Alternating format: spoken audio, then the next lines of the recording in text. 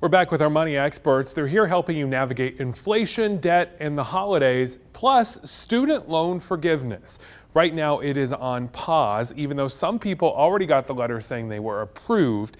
Janae, someone wants to know, what should they do if they expected to get their loans forgiven, but now it's on pause?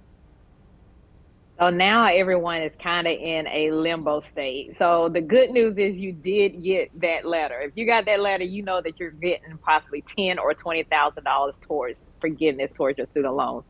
But now you have to wait and see what's going to happen. So what the Biden administration is trying to do is appeal the decision to unblock the student loan forgiveness. And once they do that, then after that, the pause will stop 60 days after that. They got up to June 30th. Once it hits June 30th, whether it's the block is lifted or not, 60 days after that, the pause will stop regardless. So you're just in a limbo right now. Nathan, why might now be a good time to keep making payments if your amount you owe is above that forgiveness level?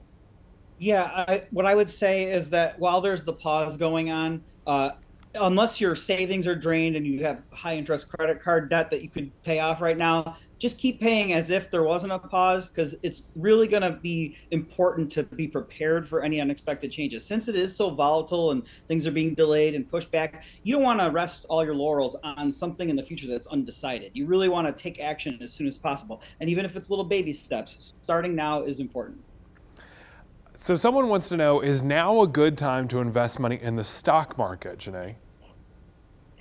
Well, they definitely need to reach out to a financial advisor. I am not a financial advisor. And I would say to reach out to them and talk to them about mutual funds. When you're talking about the stock market and individual stocks, they can go up and down. And so they're a little bit more volatile, a little bit more riskier. So I would say reach out to a financial advisor that you trust and ask about mutual funds. But it's always a good time to start saving for your future and saving for retirement.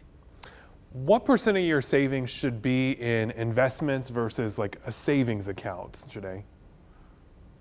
So I always say as much as possible, but a lot of people, if you can, just start at 10%. Definitely, if your job offers a 401k, Roth 401k, a 403b, or anything like that, start there first and go up to the match that the company offers. And then outside of that, that's when you need to work with a financial advisor to see exactly what else you can afford to do each and every month that doesn't mess with your necessities and your bills and any kind of emergency fund that you need to have in place first as well. So a lot of people are saying, with interest rates so high right now, how do you actually buy a big purchase? I know Janae's answer is buy it with cash, but Nathan, what advice would you give them? Well, one thing we've seen rising in popularity that kind of gives the flexibility that people sometimes lean towards credit cards for, but is a little safer, are buy now, pay later programs. There's programs when you go to checkout online, you might see buy over time interest free with Affirm or Afterpay or one of those types of programs. And that might be the option for you if there's a item that you know you can pay over time. The main thing to think about with that, though, is make sure that you are making all those weekly payments on time, because there's usually a little fee added on, even though there's no interest with these programs. But what really can get you are those late fees if you miss even one. And as of right now, they're not being reported when you make payments to your credit reports, to the credit bureaus. But if you have a delinquency from one of those, they probably will report those. So you don't want to affect your credit scores negatively by not responsibly using a service like that.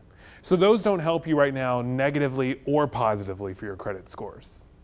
Yeah, they're not right now. There's not a consistent reporting of those to the credit bureaus.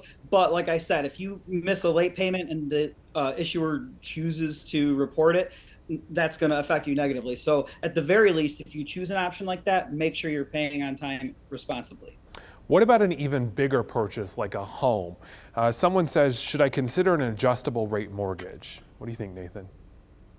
Yeah, so adjustable rate mortgages, there's different types of them. And what is good about those is they give you options for how long you have before you might want to refinance. So maybe if you want to get your foot in the door, you had your heart set and you have a lot of preparation set to start looking for a home, you don't have to just put it off to the future. But then again, you also are putting more of the risk on yourself. So you are making a bigger decision if you do want to try and refinance down the line when things are a little less volatile.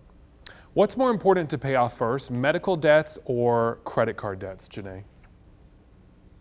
Well, it would depend on the rates that they have going on. A lot of times, if you have high interest rate on a credit card, you want to try to get that down as much as possible. But medical debt can be very aggressive.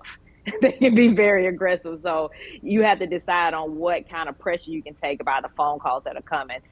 Medical debt a lot of times will sue you faster than credit card debt. So it's just it's up to you what you can actually take and afford to pay down.